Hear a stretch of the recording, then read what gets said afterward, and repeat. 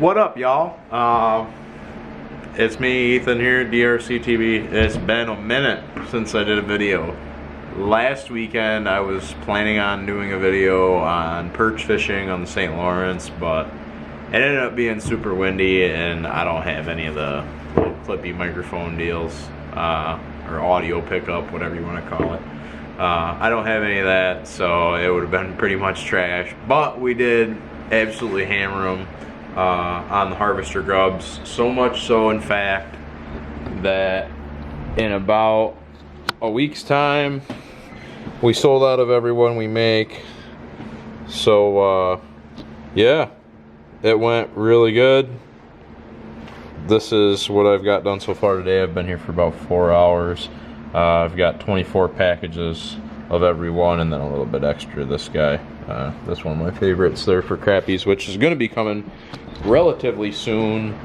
I might even actually include some photos from that day that Rob and I went out and smashed them. It'd be like right now.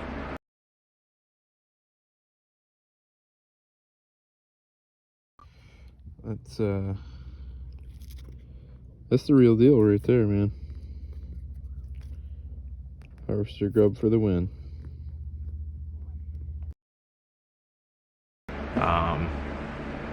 Yeah, so that was super cool. But today, the video is going to be working the SENKO molds here, our 5-inch stick bait that we call the Salt Lick. I got a good buddy of mine that asked me to reproduce a color that I had never even heard of before, let alone seen, and that would be this color right here. It is a like black with blue and chartreuse flake in it. I'm assuming that'll focus. That's like a black with blue and chartreuse flake in there. Yeah, not really sure how this is gonna go. It shouldn't be real hard, but he said he wanted it a little bit more translucent. And that translucency is going to be hard to reach. Like, it's not going to be hard to reach, but it'll take some trial and error. I'm nearly positive that the first like 3 shoots are going to go poorly. Anyways, my plastic is done. The microwave is beeping at me, and I'm going to switch over to GoPro right now, and we'll get this thing kicked off. All right, sweet. We got our bait plastics blend 242. It's the low odor and low color blend here that is cooked up nicely. I believe there is just shy of 3 cups. Just shy of 3 cups in there. We're gonna go ahead and get some salt in here to start off. I've got just shy of 3 cups, so I'm gonna go just shy of a 1/3 cup measuring cup here. That is my recipe for salt. Some people use more, some people use less. It all depends on how much you want your bait to sink and or how much you can put in there. I am just below the capable amount here. Also have 2 injectors ready just in case one gets a little bit warm. And make sure you got your fan going. I got gloves here. Get this guy all stirred in there real well. Okay, cool. So that looks like it's about the consistency we're looking for. I don't know if you guys can even see that or not, but you can kind of see that pattern of the salt in there, and that is about what I'm looking for when you see it on your knife. Alright, so first things first, I'm going to try to get the hue right. It is a smoke, so I'm going to grab some black. This is just Lurecraft black. It's messy as all get out. 305, I think that says at one point. Oh boy, I don't know. Maybe 3050. I'm going to hit this with 5 drops of this Lurecraft black here. Get this guy mixed up. Just kind of trying to trial and error this and see where I can get. That is not even remotely close to going to be thick enough. So we're going to go with 2 more drops. Let's see where, oh, I guess 3. I lied. The third one got in there. I need to get a rag or something. That is ridiculous how much coloring is on this thing. It seems like the first week you have these things, there's no drips, spills, messes, etc. And then, I mean, I've had this container for probably 4 months. It's almost empty, but like it just explodes out of it. I don't even know where it comes from.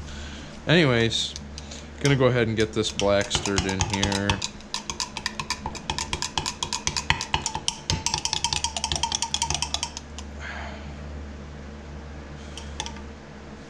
I'm gonna go a little bit darker, but I want to say we're like almost close just from sticking the knife in the plastic about the thickness of the SENKO.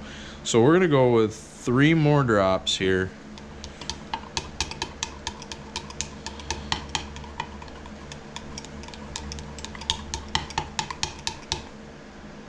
All right. There's our 3 drops. Now it's gonna be blue. Blue and chartreuse flake. So there's our chartreuse. This is 3/5 square cut. And then we're gonna go 3/5 hex cut on the blue here. I don't believe there was any black in that. Well, I guess now would be a good time to check, right?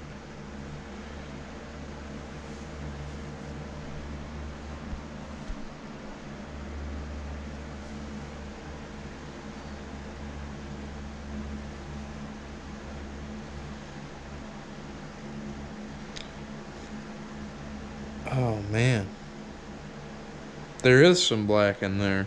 Okay, so there's some 3/5 black in there as well, but it's just super hard to see. So pretty much I'm just gonna like dust it with the black, but we're gonna go ahead and get some of this chartreuse flake in here. This is 3/5 Lure Works poly glitter in square cut.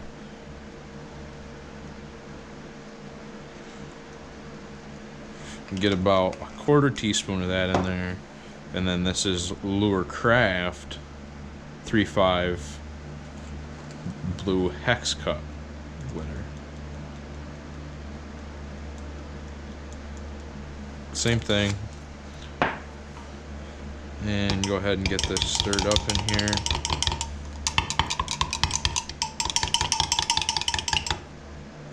Yeah. That looks pretty good, I would say. So then we'll just hit it with a quick dusting here of our Lurecraft 3/5 black hex cut flake. Just a little bit of it here, nothing crazy. I don't really think it would matter if you put a bunch or very little in. I think it's all going to show up just about the same. Because other than on the edge, you can't even tell it's in there. Man, I don't know. See that right there on the edge of the glass there? It just seems so thin. You know what? We're going to put a little bit more of this black flake, or this black dye in here. Just in case I'm, like, totally way off. I don't think that those 2 drops are really going to mess with us that bad. Even if I was on the money, I think 2 drops would be fairly forgiving, I guess. I'm gonna pop this back in the microwave for 1 minute. I probably won't be in there a full minute, maybe 4 or 5 seconds. I'll take that out. Let me get these molds ready. I'm just gonna get 1 mold ready. Put this in my vise.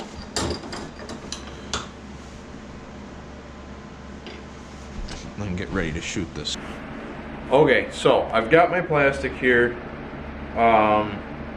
It's been in the microwave for about 45 seconds, just kind of warming up a little bit, because that salt, when you add it to your warm plastic, it tends to cool it down a little bit. that is looking pretty good. I'm just concerned that it won't be dark enough. So I'm only gonna shoot one here. I've got this injector, this fast tackle injector, oiled up with some dead-on plastics worm oil. I use a lot of dead-on stuff. I like their plastic a lot, but they didn't offer larger quantities for the future, so I figured I would just pick a brand.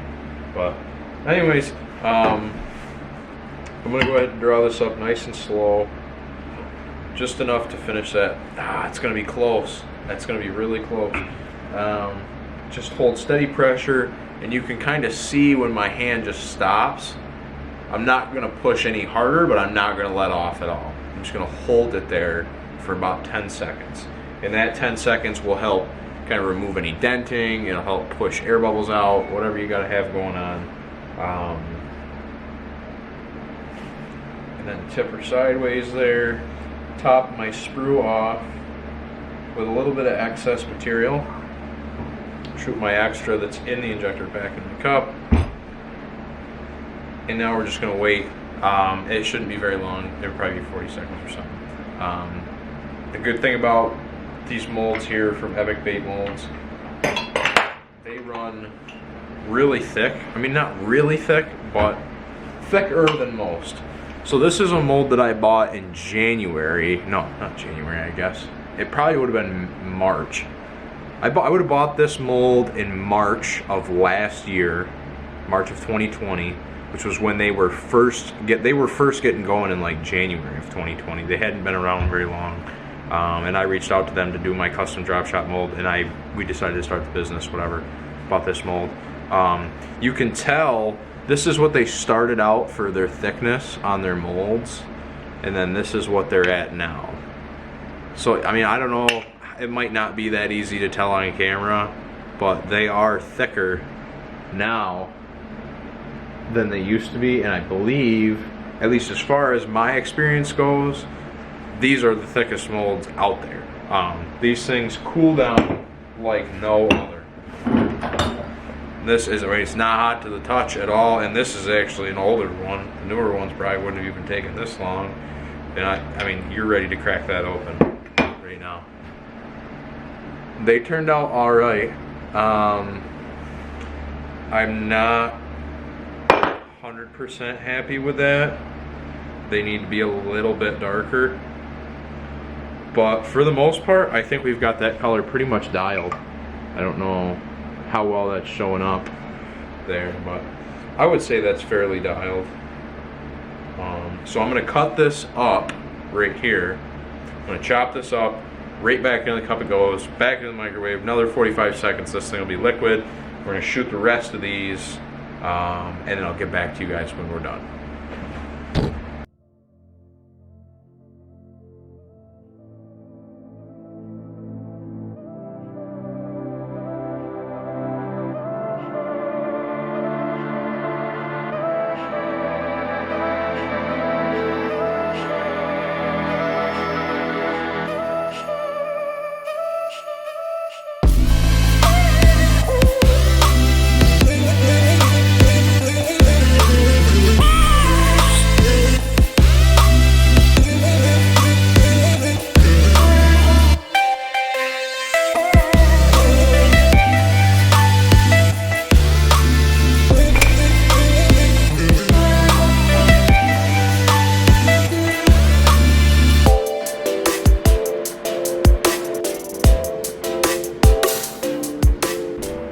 Alright, so we got them guys all finished up, as you could probably tell.